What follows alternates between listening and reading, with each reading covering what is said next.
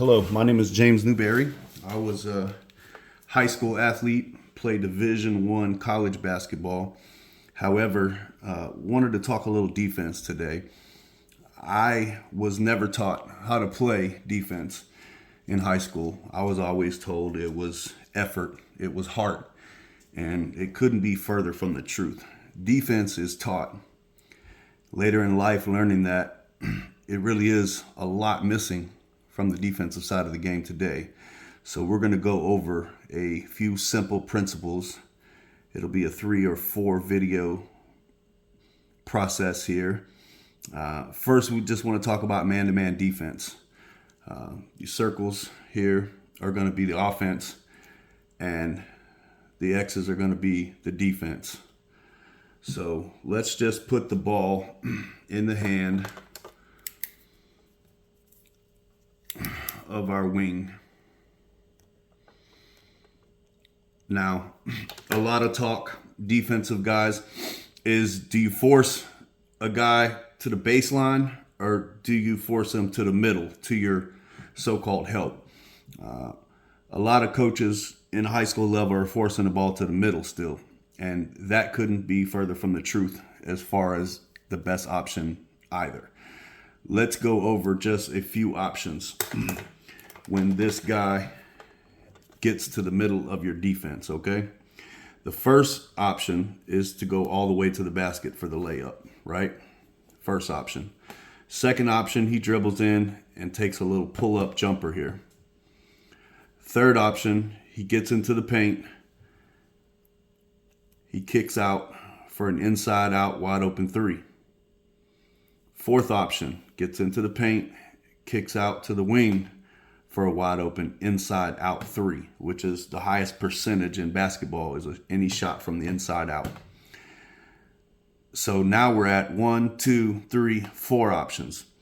The fifth option, he can actually penetrate. It is a dangerous pass, but he can kick back out to this guy as well. Sixth option. Then you got option 7 and 8, which is this guy here cutting back door and hitting a bounce pass right here for the layup. This guy here cutting back door. He can hit him for the backdoor layup. That's 8 options we have here. Okay, that's 8 options by forcing the guy to the middle. Now, let's come to this side. Let's take the same guy. Now we're going to force him baseline. If we force this guy baseline, he can go all the way to the basket for the layup. That's one option. Second option is he can pull up for the jumper. Okay, that's a second option. Now, the third option, he penetrates.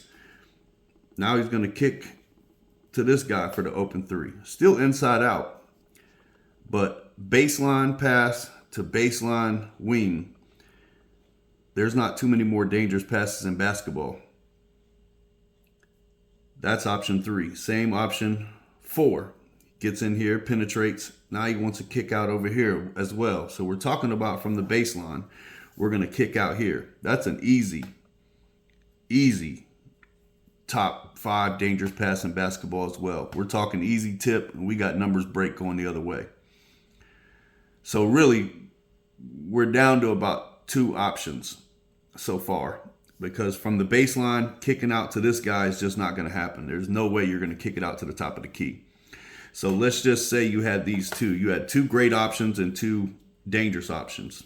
Now the other option would be this guy somebody cutting down the middle, and you dumping a bounce pass in here for a layup or for a short jumper. So I'm going to say you got 3 decent options.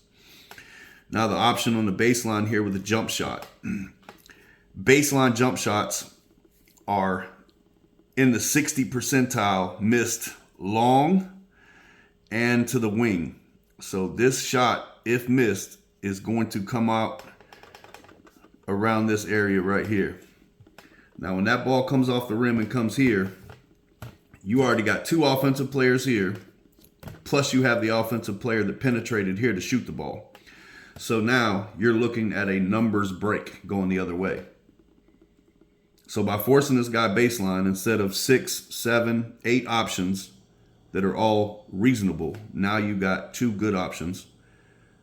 two dangerous options. And then the third option, only if your point guard is going to cut down the middle of the paint, which still requires this guy to fill, because if you miss, you'll have a numbers break with nobody back. So, forcing baseline is really the only way to go here. Okay? Baseline is it. You want to force your guy baseline. Now, with that said, forcing the guy baseline, what are we talking about? How are we going to force him baseline? Let's say the ball's up top. If the ball's in the middle of the floor, as a defender, I don't care what you do if you're outside of your scoring zone. And the scoring zone's different for every player. This guy can shoot from NBA range. You need to get up on him when he gets into NBA range. So let's say the point guard is right-handed and we're forcing baseline. So I want to keep him away from his strong hand. So I want to sit on his right side. And when I say sit on his right side, I mean 45-degree angle. We're going to sit right here.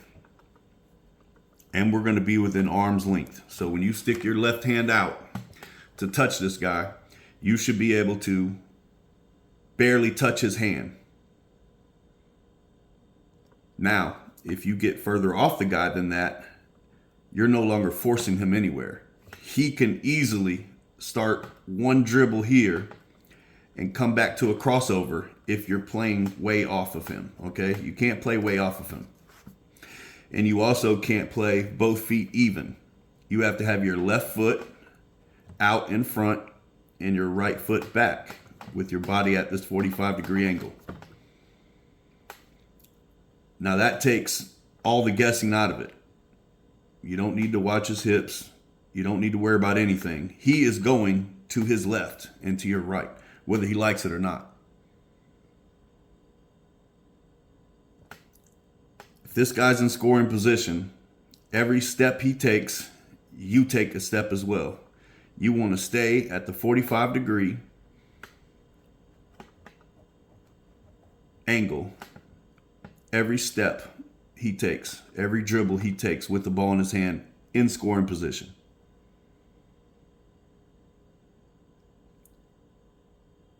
Stats say when you force a guy to his weak side or to his offhand, he's going to look for the pull-up jumper.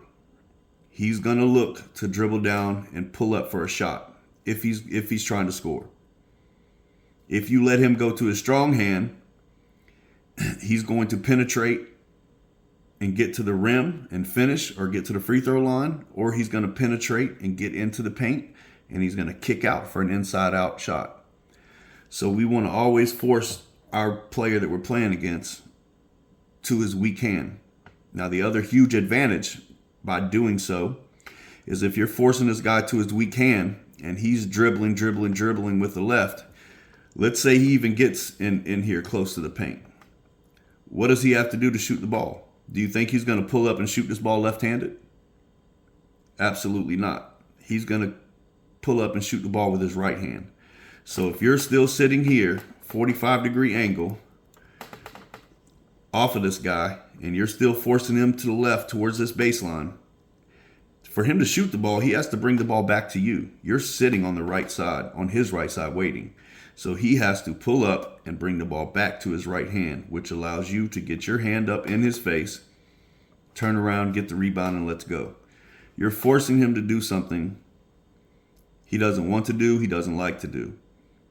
Guys in high school are not going to penetrate with their weak side hand and go all the way to the cup and finish with their left hand.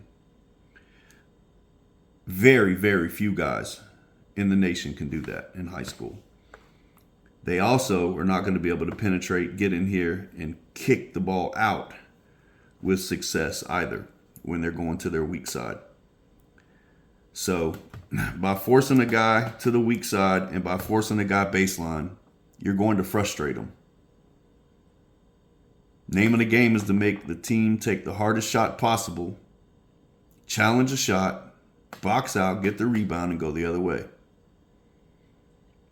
And forcing the guy baseline is the easiest way to do this.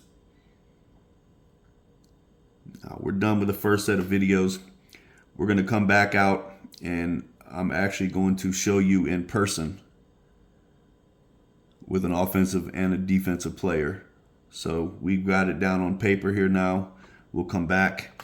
We'll be on the court outside, and we'll show you exactly what we're talking about. Hope you enjoyed. Stay tuned.